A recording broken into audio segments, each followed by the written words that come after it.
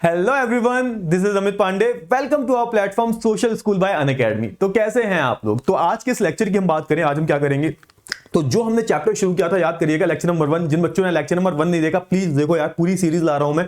तो lecture number 1 था हमारा the rise of nationalism in Europe. बहुत ही प्यारा चैप्टर था, बहुत ही इंटरेस्टिंग चैप्टर था। इसको हमने शुरू किया था और इसमें बहुत सारी चीजें हमने जानी। तो अब तक के जो 2 लेक्चर्स थे उसमें हमने क्या क्या पढ़ा उसके बारे में बात करेंगे। उसके बाद जो आज के जो टॉपिक्स हैं उसके बारे में हम बात करेंगे। और आज हम क्या काम करेंगे, आज हम एक बहुत ही इंपॉर्टेंट काम और करेंगे कि भाई हिस्ट्री में थोड़ा सा कनेक्ट कैसे करते हैं हम। क्योंकि अगर आप कनेक्ट नहीं कर पा रहे हो, if you are not able to connect the topics, तो यहां पे फिर सब कुछ बेकार हो जाएगा, फिर आपको कुछ भी समझ में नहीं आएगा। तो हम यहां पे हर एक टॉपिक को अलग अलग ना पढ़ते हुए यहां पे हम चीजों को कनेक्ट करते हुए पढ़ेंगे, उसके बाद हम आगे बढ़ेंगे। क्योंकि आपकी जो एनसीईआरटी है ना, बहुत ज्यादा कॉम्प्लिकेटेड है यार। आप एनसीईआरटी को उठा के देखो, आपको सारे टॉपिक्स अलग अलग ही लगेंगे, बट एक्चुअल में वो सारे जो टॉपिक्स है ना, वो कनेक्टेड है, वो है ना।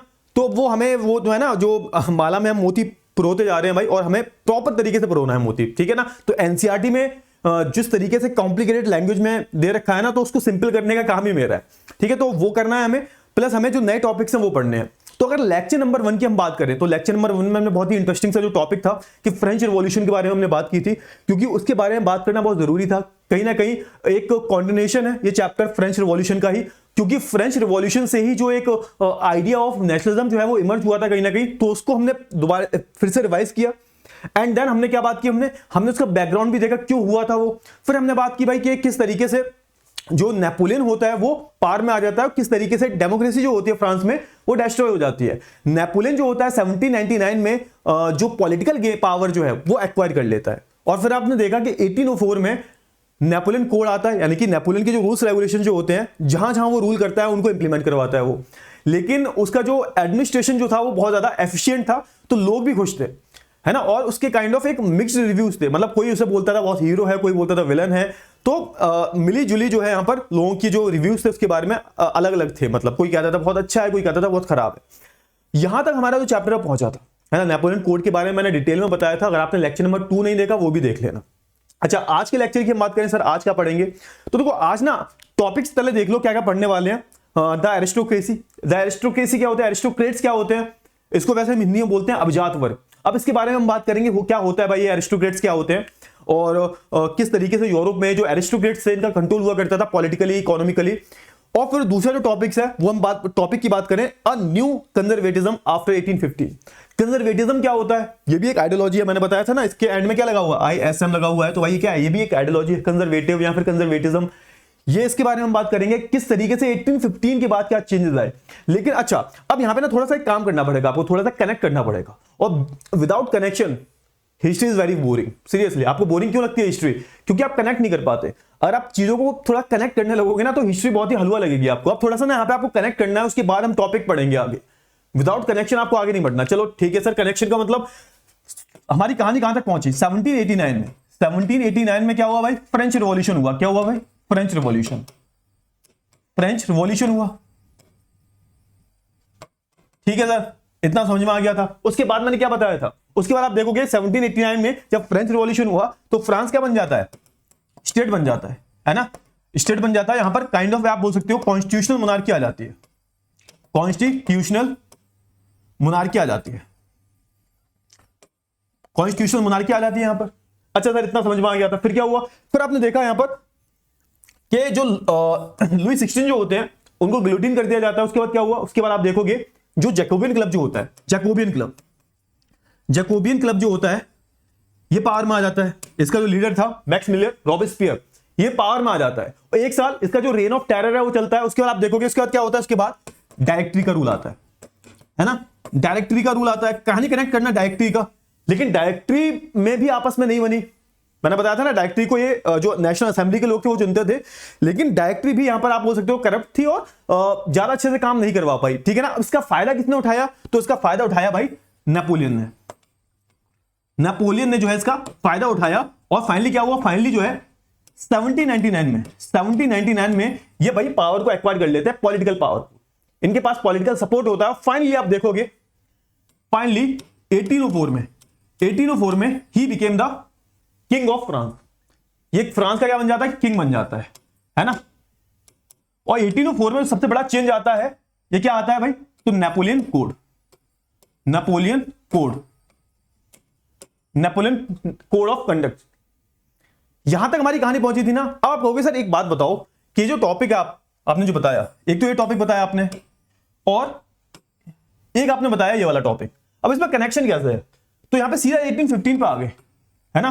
तो यानी कि इसका मतलब क्या हुआ कि 1804 में नेपोलियन जो था वो पावर में आया और इसका जो रेन था कब तक चला, इसका जो रूल था कब तक चला, वो लगभग जो है आप बोल सकते हो 10 साल चला होगा, यानी कि 1815। 1815 में क्या हुआ भाई इसके साथ, क्या हुआ मतलब जो नेपोलियन का जो इतना बढ़िया रूल चल रहा था, कोई जनता इसके खिलाफ नहीं थी और काफी सब कुछ सही चल रहा था, फिर अचानक से क्या हुआ? तो मैंने आपको बताना, मैं शायद भूल गया हूं, तो जो नेपोलियन था ना वो एक अलग ही कैरेक्टर का इंसान था। ये बहुत ज्यादा एम्बिशियस था। ये क्या बनना चाहता था? ये बेसिकली ये आप बोल सकते हो ये जो होता है ना सिकंदर बनना चाहता था, कि ये पूरे यूरोप पर रूल करना चाहता था, पूरे यूरोप पर इसका सपना था, बहुत ज्यादा एम्बिशियस था और इसने काफी सारे एरिया को एक्वायर भी कर लिया था। काफी सारा आप देखोगे स्विट्जरलैंड, बेल्जियम, है ना, बहुत सारा जो जर्मनी का हिस्सा है वो भी इसने एक्वायर किया था। काफी सारी टेरिटरी पे इसने जो है अपना कब्जा करके रखा हुआ था इसने, ठीक है। फिर क्या हुआ? प्रॉब्लम ये हुई कि बाकी के जो यूरोप के जो देश थे ना, बाकी के जो एम्पायर थे, इन्हें ऐसा लगा कि यार ये बंदा जो है यानी कि नेपोलियन जो है ये बहुत ज्यादा एम्बिशियस है और अगर ऐसे ही चलता रहा ना तो ये पूरे यूरोप को सच में एक्वायर कर लेगा।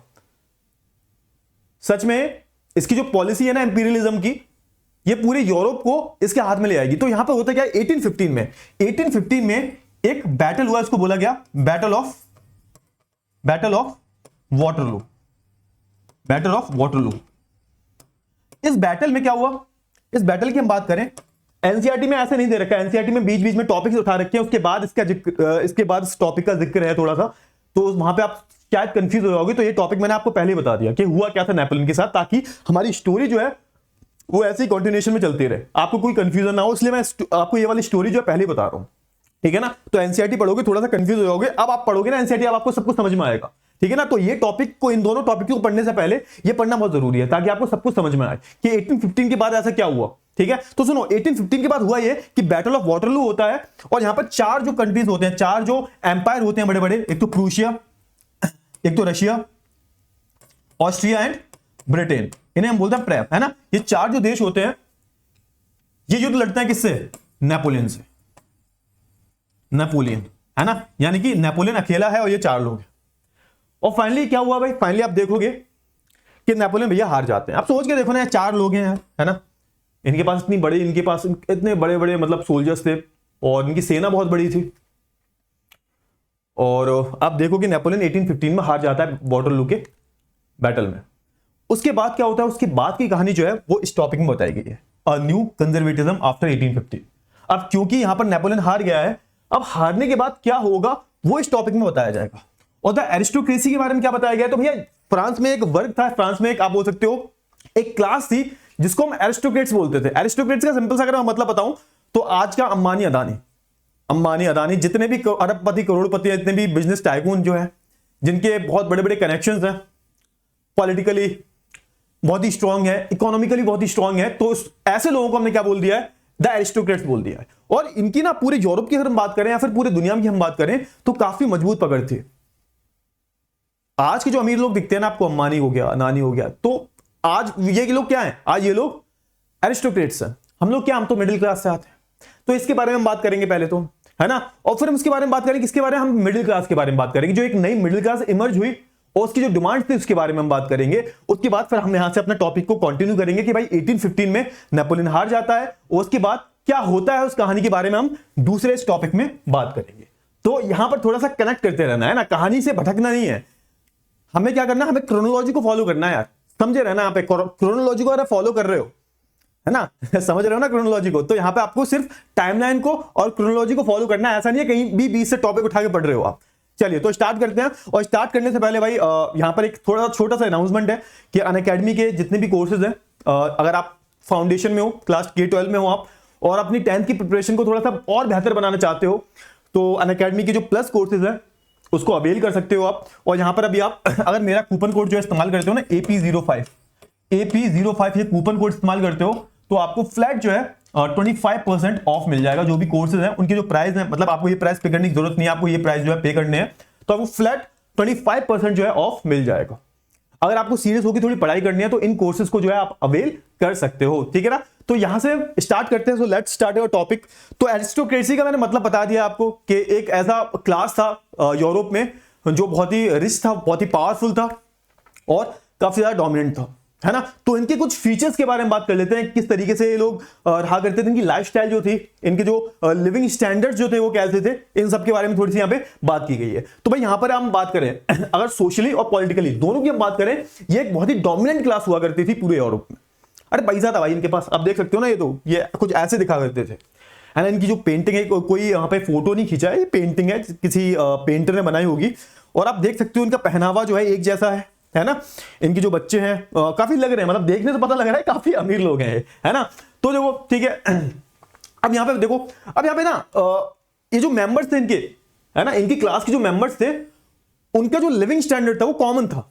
जैसे आप देखोगे आज के टाइम पर जितने भी अमीर लोग जो होते हैं ना, इनके रहने सहने का जो तरीका होता है वो एक जैसा होता है, कॉमन होता है ना। ब्रांडेड जो चीजें होती है उनका इस्तेमाल करना, है ना। जैसे देखोगे जितने भी अमीर लोग होते हैं वो ऑडी, मर्सिडीज वगैरह जो महंगी महंगी कार्स होती है उसमें घूमते हैं, तो आप पहचान जाते हो कि हाँ यार ये लोग जो है ये नॉर्मल नहीं है, ये अमीर लोग हैं। आपने कभी देखा है अमीर, बहुत कम ऐसा देखा होगा जो बहुत ही अमीर लोग हैं वो ऑल्टो में घूम रहे हैं, फिर वो सड़क पे ऐसे पैदल घूम रहे हैं, है ना। उनका एक अलग पहनावा होता है। उस टाइम तो बहुत ज्यादा चलता था कि इन लोगों का पहनावा अलग था, इन लोगों का जो बात करने का तरीका, ये लोग फ्रेंच में बात किया करते थे और फ्रेंच को उस टाइम पर एक एलिट क्लास की लैंग्वेज माना जाता था। तो इनकी भाषा एक जैसी हुआ करती थी, फ्रेंच बोलना पसंद करते थे। इनका पहनावा, है ना, एक अलग क्लास हुआ करती थी इनकी, जिससे कि लोग पहचानते थे कि हाँ यार ये लोग बड़े लोग हैं, ये लोग अमीर लोग हैं, ठीक है। चलिए, they own estate in the countryside and also town houses. अब सुनो यहां पर, अब जैसे आपने देखा होगा आज के टाइम पर, जैसे आप थोड़ा रिलेट कर पाओगे कि जैसे जो बच्चे शहर में देख रहे होंगे, यहाँ टायर 1 में टायर 2 में होंगे, कि कोई भी अगर अमीर बच्चा होगा तो उसकी प्रॉपर्टी गांव में जरूर होती है ना। कि भाई हम गांव से जुड़े हुए लोग हैं, गांव में हम लोग रहते नहीं है, फैमिली हमारी शहर में रहती है, लेकिन हमारी जो मैक्सिमम जो प्रॉपर्टी है, स्टेट का मतलब क्या है, यहाँ पर जो प्रॉपर्टी है उनकी, है ना, जो जागीरें हैं बड़ी बड़ी, वो गांव में होती है। आपने सुना होगा भैया कि भैया ये बहुत अमीर है, गांव में 300-400 बीघा खेती है इनके। तो इनका क्या होता था, ये लोग रहते थे शहर में थे, लेकिन बड़ी बड़ी इनकी जागीरें हुआ करती थी, इनके बड़े बड़े लैंड्स हुआ करते थे, है ना। उस पर ये लोग किसानों से काम करवाया करते थे, उसमें लीज पे उठा देते थे, पैसे लिया करते थे, तो वहां से पैसे भी आया करते थे।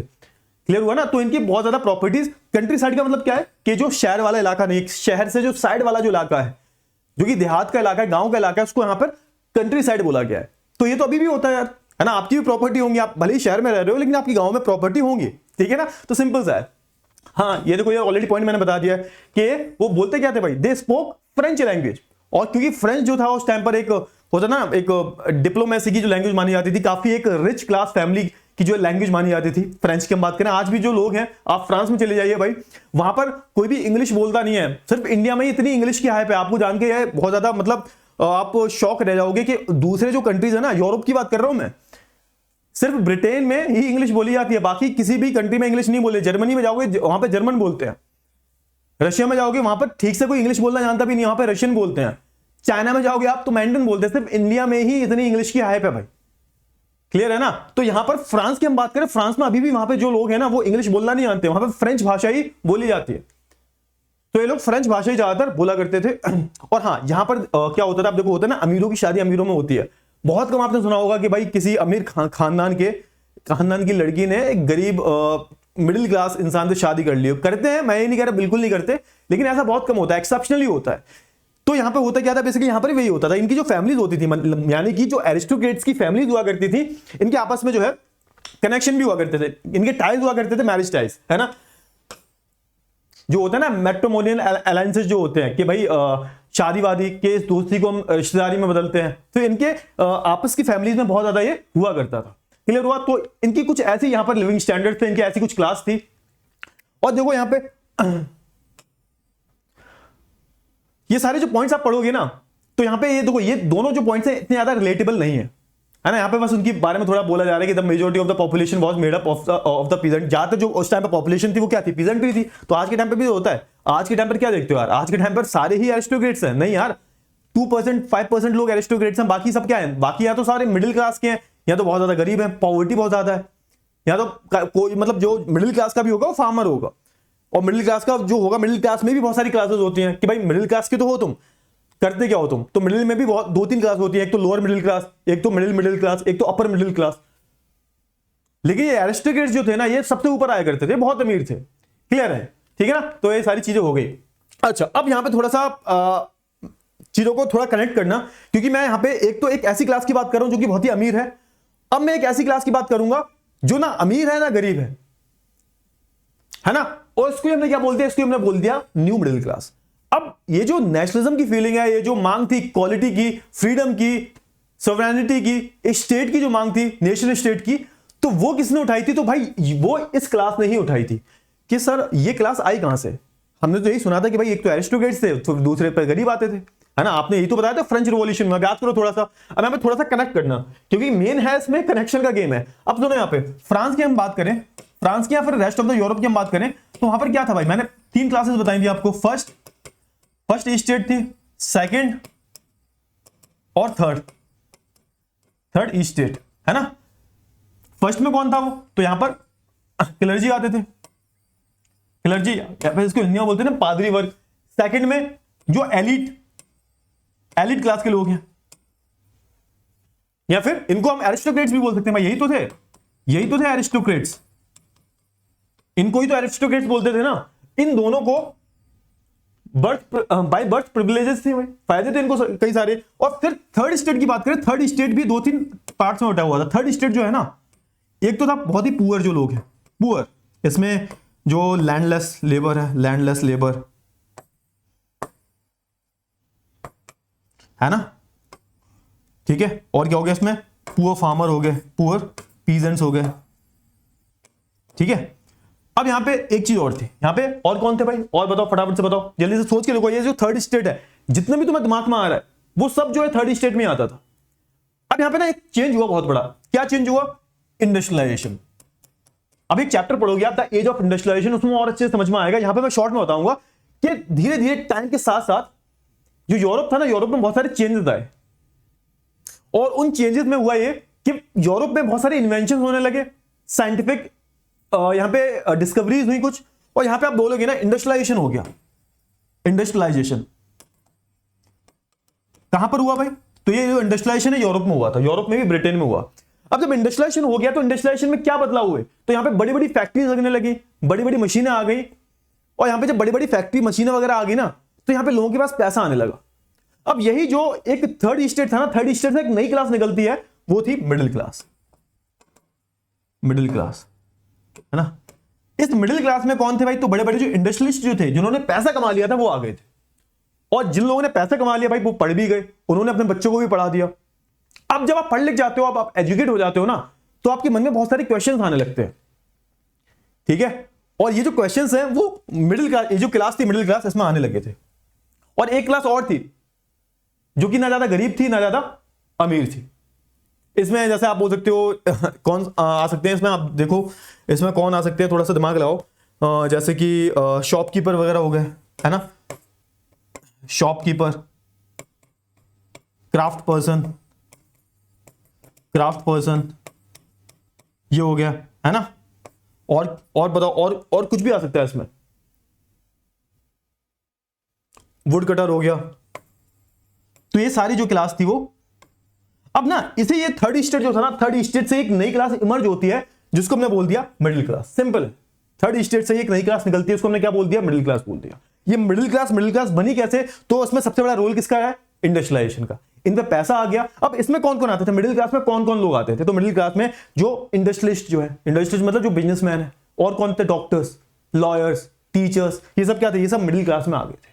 और जब ये मिडिल क्लास में आ गए तो भाई ये लोग पढ़ लिख गए, एजुकेट हो गए, इन्होंने अपने बच्चों को भी पढ़ा लिखा दिया। और बस फिर यहां से क्या होता है? यहां से ही अलग अलग क्वेश्चंस आने शुरू होते हैं। अलग अलग, यहां पे आप देखोगे अलग अलग फिलोसोफर्स वगैरह जो थे, फिलोसोफर्स वगैरह, इन्होंने अपनी थ्योरीज दी, जैसे रूसो, मॉन्टेस्क्यू, आपने क्लास 9 में पढ़ा होगा। कार्ल मार्क्स आ गए, है ना? तो इन सब की थ्योरीज ने लोगों के दिमाग चेंज किए कि भाई ये जो राजा है, होता कौन है हम पे रूल करने वाला? तो यहां से आप देखोगे कि जो एक नेशनलिज्म की जो फीलिंग है, फ्रीडम, इक्वालिटी, ये सब जो है इन मिडिल क्लास वाले लोगों ने ही ये सारे मुद्दे उठाने शुरू किए, है ना? इसलिए हम जो है क्या पढ़ रहे हैं? इसलिए हम मिडिल क्लास के बारे में पढ़ रहे हैं। अच्छा, अब जो मिडिल क्लास था ना, मिडिल क्लास किसकी मांग कर रहा था? मिडिल क्लास जो है वो लिबरलिज्म की मांग कर रहा था। लिबरल, खुली सोच वाला। अब लिबरलिज्म क्या है भाई, उसके बारे में हम बात करेंगे। समझ में आ गया, थोड़ा सा चीजों को कनेक्ट करना है। तो यहाँ पे हुआ क्या, सुनो यहाँ पर, अब थोड़ा सा मैं अगर इरेज करूं उसको, अगर ये सारी आई होप आपको जो चीजें हैं वो अच्छे से क्लियर हो गई होंगी। एक बार थोड़ा सा रुक जाना बेटा, थोड़ा सा रुक जाना, है ना। अब यहाँ पे जो चीजें है ना थोड़ा सा समझने की कोशिश करो। यहाँ पे सारा मैंने एक्सप्लेन कर दिया, मैं इरेज कर रहा हूं उसको, ठीक है, ये सब मैं इरेज कर रहा हूं। एक मिनट, क्या हुआ,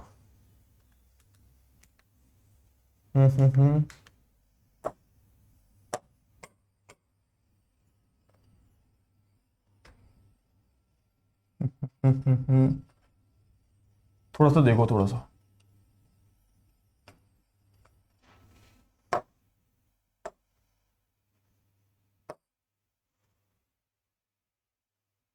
अब सुनो यहाँ पे, अब सुनो यहाँ पे, ध्यान सुनो।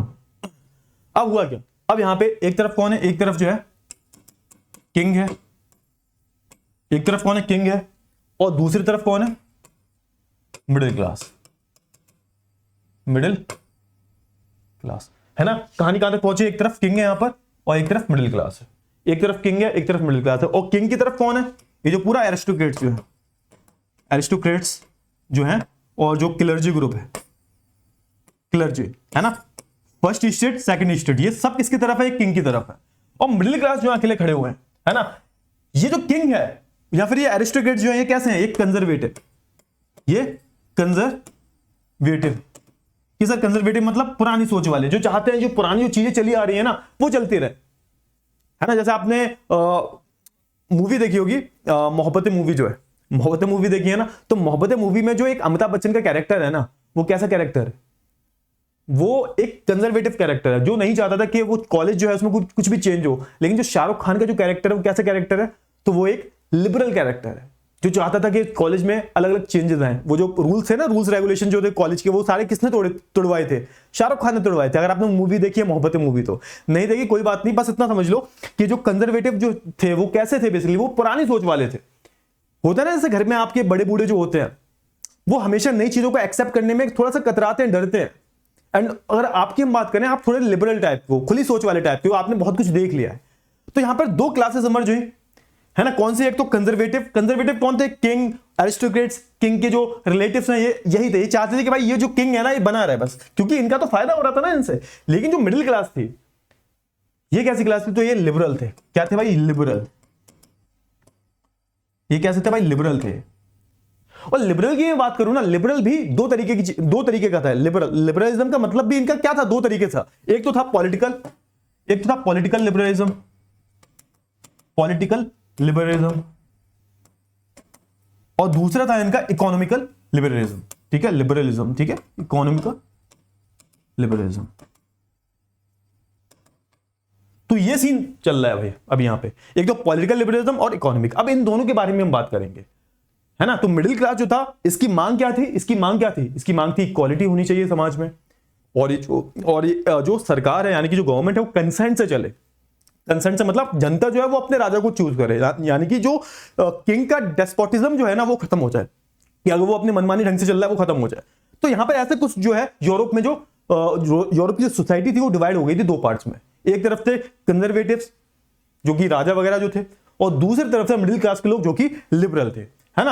अब यहां पर हम थोड़ा सा पॉलिटिकल लिबरलिज्म के बारे में बात करेंगे, इकोनॉमिकल लिबरलिज्म के बारे में बात करेंगे, ठीक है ना। तो आई होप आपको इतनी चीजें वो क्लियर हो गई होंगी। तो सबसे पहले हमने एरिस्टोक्रेट्स के बारे में बात की, और उसके बाद हम मिडिल क्लास के बारे में जो है बात कर रहे हैं, ठीक है। तो देखो अब देखो यहाँ पे इन द वेस्टर्न, अब ये सारी चीजें जो लिखी हुई है ना मैंने ऑलरेडी बता दी, आपको पढ़ने में बहुत ही आसानी हो जाएगी। So in the western part of the central Europe, the growth of the industrial production and trade meant to the growth of towns and emergence of the commercial class whose existence was based on the production of the markets। मैंने बोला ना वही हुआ। क्या हुआ भाई कि यहाँ पर सेंट्रल यूरोप की हम बात करें और वेस्टर्न पार्ट की हम बात करें, तो यहाँ पर प्रोडक्शन बहुत तेज हो गया, है ना। क्यों हुआ था, इसका मेन जो रीजन है वो इंडस्ट्रियलाइजेशन है, और उससे एक नई क्लास इमर्ज होती है, उसको हमने मिडिल क्लास बोल दिया। पैसा आ गया था इस क्लास के पास, और जब आपके पैसा आ जाता है, आप एजुकेट हो जाते हो, तो कोई भी आपको बेवकूफ नहीं बना सकता। सिंपल था।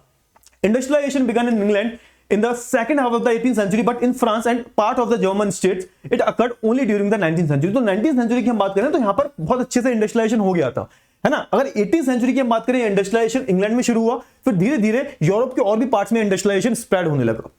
इन इट्स वे एक new social group came into being, है ना, एक नई क्लास आ गई, a working class population and middle class made up of the industrialist, businessman, professionals. अब ये जो मिडिल क्लास थी किससे बनी हुई थी? ये इंडस्ट्रियलिस्ट हो गए, है ना, बिजनेसमैन हो गए और प्रोफेशनल्स हो गए। तो इनसे जो है एक नई क्लास बनी, इसको हमने बोला न्यू मिडिल क्लास। हम भी कैसे हैं भाई?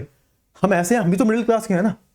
हमारे पास इतना पैसा तो है नहीं कि हमारे पास ऑडी हो, मर्सिडीज हो, और इतने गरीब भी नहीं है कि भाई खाने को लाले पड़े हो, ठीक है। तो ये सारी चीजें हो रही थी। अब सुनो देखो, अच्छा अब यहां पे ना जो मैंने ये बताया था ना आपको, पॉलिटिकल लिबरलिज्म और इकोनॉमिक, इसके बारे में थोड़ी सी बात कर लेते हैं कि भाई लिबरलिज्म का मतलब क्या है। कि भाई ठीक है, ये जो मिडिल क्लास है इसकी मांग क्या थी? इसकी मांग क्या थी? तो इनकी जो मांगे थी ना, उनको हमने क्या बोल दिया, उसको हमने लिबरलिज्म की एक आइडियोलॉजी में डाल दिया है। इनकी मांग थी भाई सबके पास फ्रीडम हो। ऐसा नहीं है कि भाई क्लास बेस्ड सोसाइटी होनी ही नहीं चाहिए, क्लास लेस सोसाइटी होनी चाहिए। समझ में आया? यानी कि ये जो on the basis of birth आप किसी को कुछ प्रिविलेजेस दे रहे हो वो नहीं होनी चाहिए, इक्वालिटी होनी चाहिए।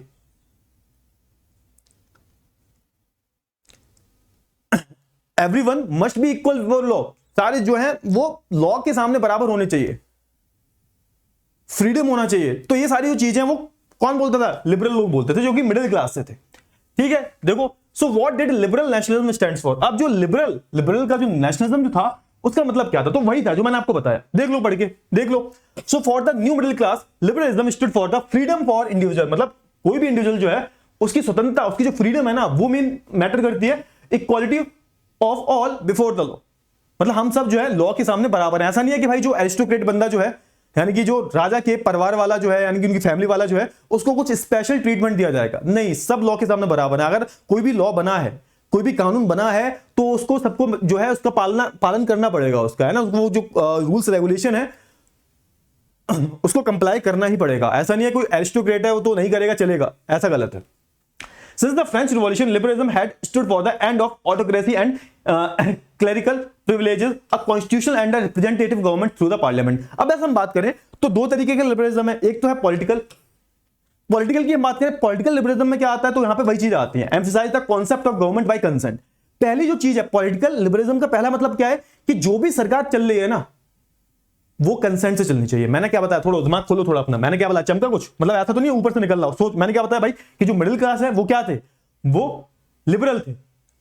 अब लिबरल की बात करूं तो लिबरलिज्म में भी दो तरह की आइडियोलॉजी है, एक तो है पॉलिटिकल और एक इकोनॉमिकल।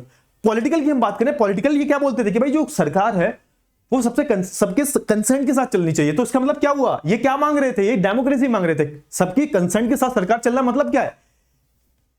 गवर्नमेंट बाय कंसेंट का मतलब क्या है कि भाई सरकार जो है वो सबकी सहमति से चले, यानी कि जो जनता है वो वोट देगी किसको? अपने राजा को। सिंपल इज दैट, ठीक है। और दूसरे की हम बात करें, equality before the law did not necessary stand for the universal suffrage. अच्छा, अब यहां पे एक चीज याद रखना, अब यहां पे ये लोग बोलते थे कि इक्वालिटी बिफोर लॉ मतलब यानी कि कोई भी अगर कानून बनाए उसके सामने सब बराबर है। लेकिन ये जो लिबरल क्लास थी ना, ये इसके अगेंस्ट थे कि सारे जो लोग हैं वो वोट थे।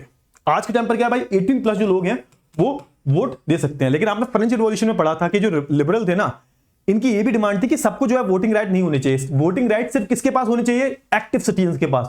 What do you mean by active citizen? जो वोट कौन दे सकता है? कि इसके पास प्रॉपर्टी है, जो टैक्स पे करता है, और जो पढ़ा लिखा है, और जो 25 साल से ऊपर का है ना। तो यहां पर इक्वालिटी बिफोर लॉ का मतलब ये नहीं था कि भाई सबको जो है वोटिंग राइट है। इसका मतलब ये था कि जो भी कानून वगैरह बने हैं उन सबके आगे सब बराबर है। लेकिन ये जो लिबरल्स थे ना, ये वोटिंग राइट्स के अगेंस्ट थे कि सबके पास जो है वोटिंग राइट्स नहीं होने चाहिए, कुछ स्पेशल लोगों के पास ही जो है वोटिंग राइट्स होने चाहिए। तो ये कमी थी इनमें, मैं बोलूंगा। ठीक है, आज के टाइम पर तो आप सब जो है वोट डाल सकते हो। ऐसा थोड़ा ना कि जो अनपढ़ है वो वोट नहीं डालेगा। भाई झुग्गी झोपड़ी में रहने वाला और मुकेश अंबानी दोनों ही वोट डाल सकते हैं, है ना। तो ये था क्या भाई? ये था पॉलिटिकल, है ना। इसमें क्या है? पॉलिटिकल लिबरलिज्म की मैं बात करूं तो फ्रीडम होनी चाहिए सबके पास, मतलब देश में रहने वाले हर इंसान जो है उसके पास ये सारी जो राइट्स है वो होनी चाहिए। अब बात कर लेते हैं इकोनॉमिक स्फीयर के बारे में, यानी कि आप इसे बोल सकते हो इन इकोनॉमिक टर्म लिबरलिज्म का मतलब क्या था। इकोनॉमिक, जब भी ये शब्द इस्तेमाल हो जाए ना इकोनॉमिक, इसका सीधा सीधा मतलब होता है पैसा, है ना। तो पैसा है तो बड़ी बड़ी बात है। तो भाई पैसा क्या है? मतलब क्या? पैसे का मतलब क्या है इकोनॉमिक स्फीयर में? मतलब क्या है इसका? अच्छा, अब इसका ना एक एग्जांपल देता हूं मैं, और ये एग्जांपल है ना बहुत बारी एग्जाम में पूछा भी गया है, तो इसको ना थोड़ा सीरियसली लेना कि अगर मैं जब इकोनॉमिक लिबरलिज्म की बात करता हूं तो यहां पे किस चीज की बात चल रही है।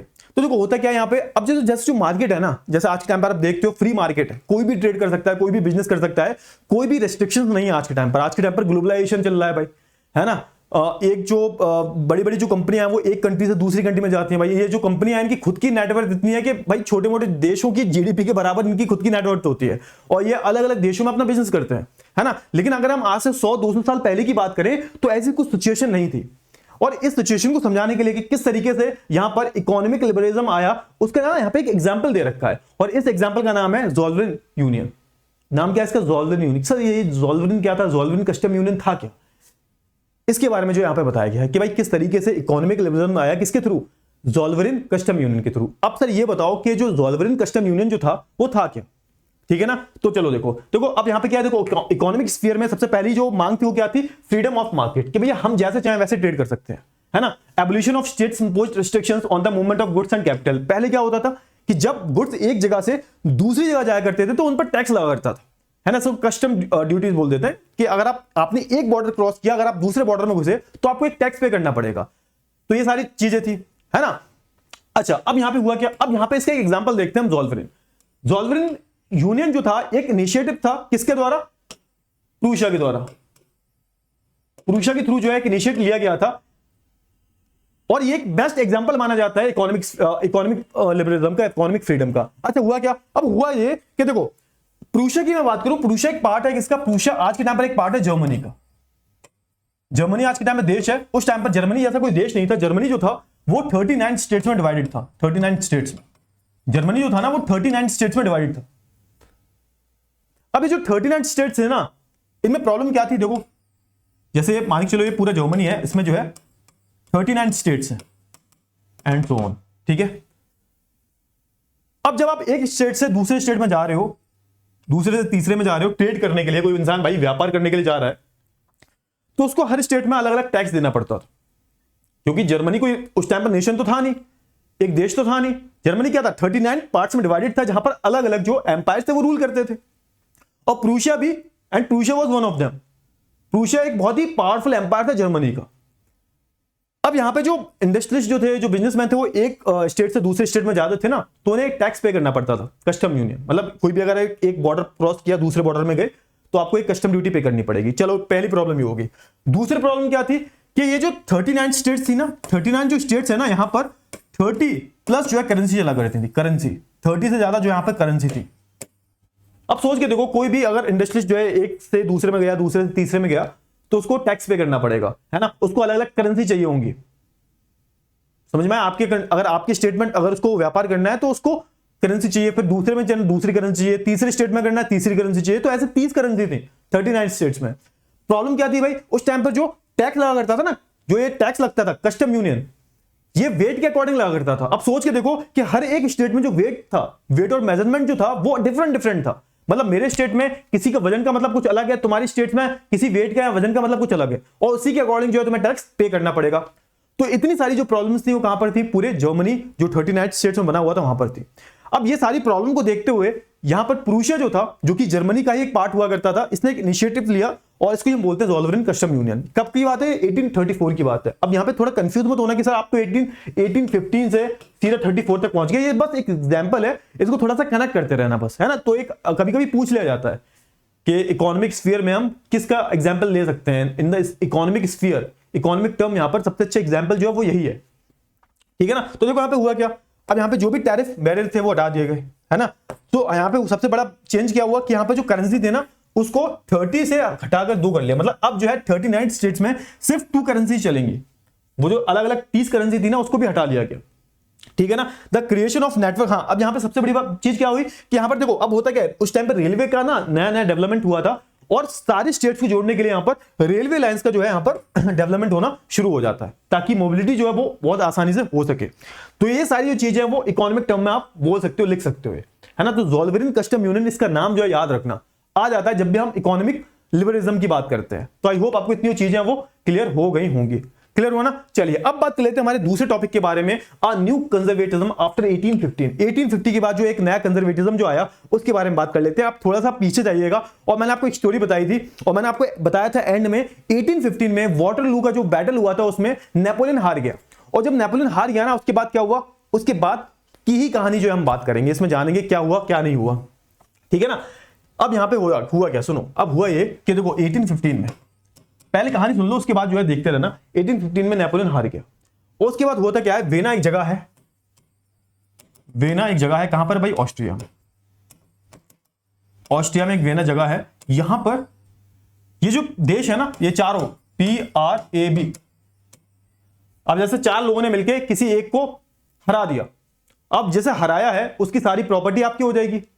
अब प्रॉपर्टी आपकी खाली अकेले थोड़ा ना होगी, आप चारों की होगी, तो उसके लिए आपको पूरा मीटिंग तो करनी पड़ेगी ना कि भाई हमने, ठीक है, हमने नेपोलियन को हरा दिया, जो उस टाइम का सबसे पावरफुल किंग था, उसको हरा दिया, उसकी इतनी बड़ी टेरिटरी, फ्रांस के अलावा उसने बहुत सारे यूरोप के पार्ट को एक्वायर कर रखा था, कब्जा रखा था उसने।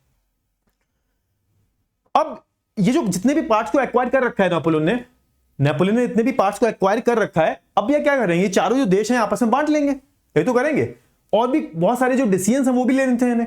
तो इन्होंने एक मीटिंग की जिसको हम बोलते हैं वेना कांग्रेस। क्या बोलते हैं, वेना कांग्रेस, थोड़ा सा देख लो इधर, इसको हम बोलते हैं वेना कांग्रेस, है ना। वेना कांग्रेस कुछ भी नहीं थी, बस इनकी जो मीटिंग हुई थी, ये जो चारों देश हैं, Prussia, Russia, Austria and Britain, ये चारों देश, ये जो चारों कंट्रीज के जो लोग थे, ये आके मिले, ये बड़े बड़े चारों एम्पायर जो थे इनके लोग आके मिले, और इन्होंने क्या किया, इन्होंने जो है जितना भी इसने टेरिटरी को एक्वायर किया था नेपोलियन ने, इसको जो आपस में डिस्ट्रीब्यूट किया, और भी बहुत सारे जो डिसीजंस हैं वो लिए, उसके हम बोल लेते हैं वेना कांग्रेस, है ना। तो कभी पूछ ले कि वेना कांग्रेस का मतलब क्या है, तो कुछ नहीं था इसमें।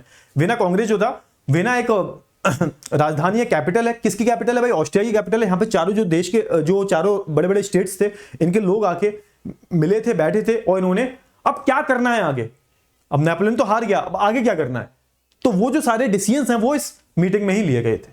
तो सिंपल सी भाषा में बताऊं तो यही था मतलब इसका, वेना कांग्रेस का, ठीक है ना। अब इसमें क्या क्या निर्णय लिए गए, क्या क्या डिसीजंस लिए गए, उसके बारे में हम थोड़ी सी बात कर लेते हैं, ठीक है ना। चलिए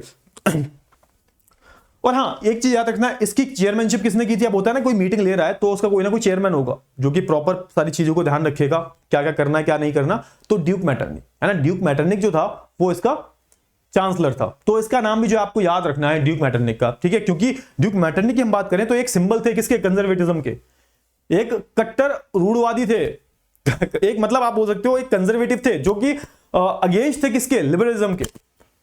सीधे सीधे ऑर्डर दे रखे थे इन्होंने, जहां भी जो है ऐसे कुछ लिबरल लोग दिखे उनको मार दो, जला दो, बहुत ही नफरत करते थे। तो इसकी भी हम बात को ध्यान देंगे क्या हुआ, तभी तो इस टॉपिक का नाम है ना कि न्यू कंजर्वेटिज्म आफ्टर 1815, क्योंकि ड्यूक मैटरनिक था ये अपने आप में एक बहुत ही कट्टरवादी था भाई, एक बहुत ही कट्टर आदमी था ये नहीं चाहता था कोई भी लिबरल आए। तो उसके बाद 1815 के बाद जब नेपोलियन हार गया, उसके बाद क्या क्या चेंजेस आए पूरे फ्रांस में या बाकी के यूरोप में, उसकी हम बात कर रहे हैं, है ना। स्पेशली फ्रांस की ही बात हो रही है, किसी और देश की बात नहीं हो रही है, फ्रांस की ही बात हो रही है कि भाई फ्रांस का क्या भविष्य होगा, फ्रांस का फ्यूचर क्या होगा। जहां से आए थे वहीं से शुरू हो गए फिर, मतलब अब फ्रांस में पता क्या होगा, जहां से इन्होंने अपना स्ट्रगल शुरू किया था वहीं पे दोबारा पहुंच जाएंगे, फिर से जो है बर्बन जो डायनेस्टी है वो फिर से रूल करने लगेगी। अब देखो उसी की कहानी पढ़ रहे हैं। इन 1815 European governments were driven by spirit of conservatism. इनके अंदर जो प्रेव कंट्रीज थे ना, प्रेव, इनके अंदर एक स्पिरिट थी किस चीज को लेके, कंजर्वेटिज्म को लेके। ये नहीं चाहते थे कि न्यू चेंजेस जो आए। कंजर्वेटिव्स बिलीव्ड इन मोनार्की, है ना। ये जो अब यहां पे बताया जा रहा है कि कंजर्वेटिव लोग होते कैसे, तो ये किस चीज पे बिलीव रखते हैं, मोनार्की पे, कि एक मोनार्क होना चाहिए, राजा होना चाहिए, है ना। द चर्च, सोशल हायरार्की, जो सोशल हायरार्की मतलब जो चीजें चली आ रही है ना सालों सालों से, उसमें कुछ चेंज ना आए। मतलब अगर हमारे एंसेस्टर्स ने कोई चीज शुरू की होगी तो कुछ सोच समझ के की होगी, तो ये लोग ये मानते थे। ये लॉजिक्स पे नहीं आते थे ये लोग, पता है, ये लॉजिक्स पे नहीं आते थे। इनका मानना ये था कि कोई चीज अगर 2000 2500 साल से चली आ रही है तो उसमें कुछ तो लॉजिक होगा ना। लॉजिक पे मत जाओ, बस फॉलो करो, बस ऑर्डर को फॉलो करो। यही तो था किसका, कंजर्वेटिज्म का, यही था कंजर्वेटिव्स का। तो ये बिलीव करते थे कि सब मोनार्की पे, चर्च पे, social hierarchy, property and that family should be preserved. मतलब जो हमें राइट्स मिल रहे हैं ना बर्थ के बेसिस पे, वो मिलने चाहिए, वो प्रिजर्व्ड रहने चाहिए, है ना। A modern army and efficient bureaucracy, a dynamic economy, the evolution of the feudalism and serfdom could strengthen the autocratic monarchy of the Europe. अच्छा, अब यहां पे ना कुछ जो कंजर्वेटिव थे ना वो एक चीज मानते थे, क्या मानते थे कि यार इसमें थोड़ी सी छूट होनी चाहिए। मतलब कुछ कंजर्वेटिव जो थे वो मानते थे कि अगर आपको अपने स्टेट को स्ट्रांग करना है, कि आपके अगेंस्ट कोई खड़ा ना हो सके, तो आपको ना एक चीज और करनी पड़ेगी, आपकी जो ब्यूरोक्रेसी है ना वो एफिशिएंट होनी चाहिए, ब्यूरोक्रेट्स जो है ना वो एफिशिएंट होने चाहिए। मतलब आपकी जो रिलेशन है, ये ब्यूरोक्रेसी यही तो होती है। जैसे आपने देखा होगा हर एक देश के ब्यूरोक्रेट्स होते हैं। जैसे आप फॉरेन सर्विस में जाओगे तो ये लोग ब्यूरोक्रेसी बोले जाते हैं, जो दूसरे देश में जाते हैं और रिलेशन को मेंटेन करते हैं। तो ये बोलते हैं कि भाई एक एफिशिएंट ब्यूरोक्रेसी होनी चाहिए, एक हमें इकोनॉमी पे भी ध्यान देना चाहिए। और ये जो फ्यूडलिज्म जो है, सर्वडम जो है, सर्वडम फ्यूडलिज्म का मैंने मतलब बताया था आपको, याद हो तो, है ना। पहले जो फ्यूडलिज्म चलता था, सामंतवाद बोलते हैं उसको, कि बड़े बड़े लैंड्स पे कुछ जो फ्यूडल लॉर्ड्स हैं उनका रूल हुआ करता था। तो ये सब हटाओ, सर्वडम, सर्वडम मतलब आपको अपने मालिक को सर्व करना है। तो ये सारी जो चीजें हैं, अगर इसको हम हटा दें तो हमारी जो ये जो पूरी रिजीम है ना और ज्यादा स्ट्रांग हो जाएगी। हमारी जो आइडियोलॉजी जो है ना बहुत ज्यादा स्ट्रांग हो जाएगी अगर हम सारी चीजों को एबॉलिश कर देते हैं।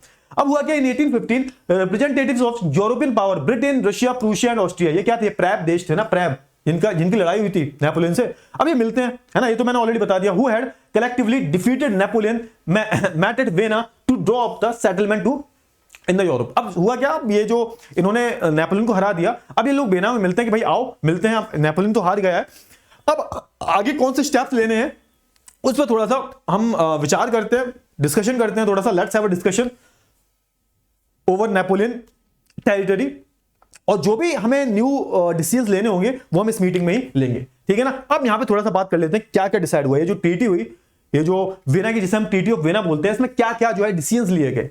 ये जब ये चार लोग आए, है ना, जब ये चार लोग आए कहां पर, वेना में, है ना, और इसकी चेयरमैनशिप किसने की, ड्यूक मैटरनिक ने। तो इन्होंने क्या क्या डिसीजंस लिए उसके बारे में थोड़ी सी बात कर लेते हैं। अब होस्टेड बाय किसने, चांसलर ड्यूक मैटरनिक, ठीक है ना। Treaty of vena 1815। हाँ, सबसे पहला जो सबसे बड़ा चेंज किया गया फ्रांस में, अब देखो होगा ना कि नेपोलियन तो हार गया, अब फ्रांस में नेपोलियन हार चुका है। अब नेपोलियन के हारने के बाद अब क्या होगा, अब फ्रांस में रूल कौन करेगा, क्या नेशनल असेंबली का रूल रहेगा या फिर से जो है फ्रांस में मोनार्की आ जाएगी। तो दूसरा वाला ऑप्शन होगा सही, फ्रांस में फिर से जो है मोनार्की आ गई, मतलब 1817-89 में जहां से स्ट्रगल ने शुरू किया था वहीं पे वापस आ गए, और फिर से जो बर्बन डायनेस्टी जो है इसका रूल यहां पर इंपोज कर दिया जाता है, मतलब बर्बन डायनेस्टी का रूल फिर से रिस्टोर कर लिया जाता है। उन्हीं की फैमिली का कोई जो इंसान होता है वो राजा बना दिया जाता है 1815 में फ्रांस में। लो भाई, है ना, कहानी खत्म, पैसा हजम नहीं, कहानी यहां से शुरू हुई है। अभी हम और आगे देखेंगे, अभी देखना बहुत सारी चीजें होंगी यार। अभी तो मतलब होता है ना स्टोरी में जो ट्विस्ट आ रहे हैं ना, वो इसमें से एक ट्विस्ट ये भी है, आप कहोगे कि यार यहाँ पे जो कंजर्वेटिव जो है इनकी जीत हो गई, बिल्कुल हाँ, यहां पर जो लिबरल्स है वो हार गए, है ना। जैसे बाहुबली मूवी देखी होगी ना, पहली मूवी में तो बाहुबली मर जाता है ना। अब क्यों मारा, फिर दूसरी में उसका जो बेटा होता है वो बदला लेता है ना। तो पहले में तो यहां पे जो हीरो है ना हमारी मूवी का वो हार गया है, यानी कि लिबरल्स जो हार गए हैं, क्योंकि फिर से जो है यहां पर बर्बन जो डायनेस्टी है उसका रीस्टैब्लिशमेंट, रिस्टोर कर लिया उसने पावर को। France lost the territories it had annexed under Napoleon. अब यहां पे एक चीज और हुई, अब मैंने बताया था ना नेपोलियन ने फ्रांस के अलावा भी बहुत सारी टेरिटरीज को एनेक्स किया था भाई, एक्वायर किया था उसने। तो यहां पर फ्रांस जो होता है, जितनी भी टेरिटरी नेपोलियन के थ्रू जो है कैप्चर की जाती है, उन सबको जो लूज कर देता है। और यहां पे जितने भी देश है ना, ये जो ऑस्ट्रिया, ब्रिटेन, रशिया वगैरह, ये सब आपस में नेपोलियन की एनेक्स की हुई टेरिटरी को आपस में जो है डिस्ट्रीब्यूट कर लेते हैं, बांट लेते हैं। हुआ ना कि मैंने किसी को लूटा, अब जैसे मेरे साथ 4 लोग हैं तो क्या करेंगे, जो भी सामान लूटा है वो हम आपस में चारों लोग डिवाइड कर लेंगे। तो यही हुआ यहां पे। A series of states was set up on the boundaries of the France to prevent French expansion in future. अब यहां पे एक चेंज और हुआ कि फ्रांस के आसपास जो उनकी टेरिटरी जो थी, इनके जो नेबरिंग स्टेट्स जो थे, यहां पर उन्हें और स्ट्रॉन्ग कर दिया जाता है, यानी कि अलग अलग स्टेट्स को जो एस्टैब्लिश कर दिया जाता है फ्रांस के आसपास, ताकि जो भविष्य में फ्यूचर में फ्रांस ऐसी कोई हरकत ना कर सके जो नेपोलियन ने की थी, है ना। तो यहां पे फ्रांस के आसपास की जो स्टेट्स होते हैं ना, उन्हें बहुत ज्यादा स्ट्रॉन्ग बना दिया जाता है, वहां पर प्रॉपर सोल्जर्स वगैरह तैनात कर दिए जाते हैं, इन केस फ्यूचर में कुछ ऐसा फिर से ना हो जो नेपोलियन ने किया था। तो ये सारी जो चीजें वो होती हैं किसमें भाई, इस ट्रीटी ऑफ वेना में, जो भी साइन की जाती है इनके द्वारा।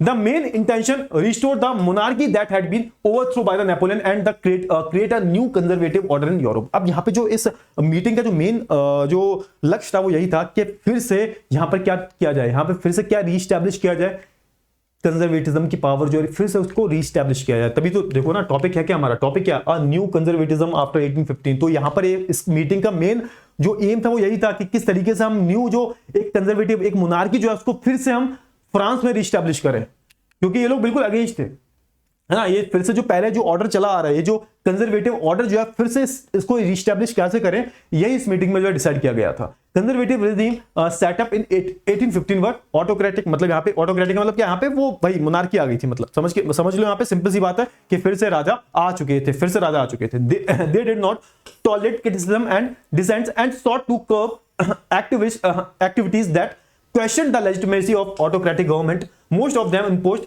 censorship law. अब यहाँ पे वही हुआ, जिसका डर था वही हुआ। अब ये जो कंजर्वेटिव रेजिम जो था ना, ये हर चीज के अगेंस्ट था कि अगर आप ऑटोक्रेटिक गवर्नमेंट के अगेंस्ट बोलोगे तो आपको लटका दिया जाएगा। बहुत सारी सेंसरशिप लग गई। सेंसरशिप का मतलब जानते होगे आप लोग, कट लगा देना, मतलब अगर आप कुछ भी सरकार के अगेंस्ट जो छाप रहे हो तो उस पर कट लगा दिया जाएगा या फिर उस पूरे पब्लिकेशन को ही बंद कर दिया जाएगा। तो ये सारी जो चीजें वो होने लगी। अब जो एक लिबरल ग्रुप था जो कि स्ट्रगल कर रहा था सीक्रेटली, ओपनली, पहले तो ओपनली कर रहा था, अब क्या हुआ वो, अब उनको भी पकड़ पकड़ के मारे जाने लगा, किसी को एग्जाइल दे दिया गया। तो यहाँ पे लिबरल जो थे ना वो अंडरग्राउंड हो जाते हैं कि यार थामा थोड़ा सा रुक जाओ, अभी थोड़ा माहौल गर्म चल रहा है, तो हमारी जो एक्टिविटीज है ना जो चली आ रही हैं, कौन बोल रहा है, लिबरल्स बोल रहे हैं, मिडिल क्लास बोल रहा है कि हमें थोड़ी अपनी एक्टिविटीज पे ना थोड़ा सा लगाम लगाना पड़ेगा, क्योंकि अभी सिचुएशन बहुत ही खराब है, क्योंकि यहाँ पे जो कंजर्वेटिव जो है ना फिर से पावर में आ गए। समझ में आया? तो यहाँ पे अभी आप बोल सकते हो जो लिबरल है उनकी हार हो गई। कहानी हमारी यहां तक पहुंची है, हमारी कहानी कहां तक पहुंची है, 1815 तक पहुंची है हमारी, है ना। और यहां पर पहले पार्ट में हमारा जो हमारे जो लिबरल्स हैं, हमारे जो हीरो है मूवी के, वो हार गए, है ना। और यहाँ पे जो विलन है कंजर्वेटिव जो है वो जीत चुके हैं। क्लियर हुआ ना। One of the major issues taken up by the liberal nationalist were the freedom of the press, है ना। तो यहाँ पे जो फ्रीडम ऑफ प्रेस है ये भी इनसे छीन लिया जाता है बेचारे, है ना। अब ये कुछ छाप भी नहीं सकते ताकि जो आम लोग हैं वो पढ़ सके। अब आगे क्या होगा, आगे की स्टोरी आपको अगले क्लास में देखनी पड़ेगी, अगले पार्ट में देखनी पड़ेगी कि भाई क्या यहाँ पर ऐसे ही चलता रहेगा या फिर कुछ बदलाव भी आएगा। बिल्कुल आएगा, क्यों नहीं आएगा। अब हम बात करेंगे 1830 की कि किस तरीके से फिर से जो है यहाँ पर बर्बन डायनेस्टी जो है उसको फिर से ओवरथ्रो कर दिया जाता है और फिर से यहाँ पर क्या आ जाता है, कॉन्स्टिट्यूशनल मोनार्की आ जाती है। ये हम पढ़ेंगे अगले लेक्चर में। आई होप आपको पूरा जो लेक्चर है वो बहुत अच्छे से जो है क्लियर हो गया होगा। तो अब हम मिलेंगे अगली क्लास में, तब तक के लिए बाय बाय, टेक केयर।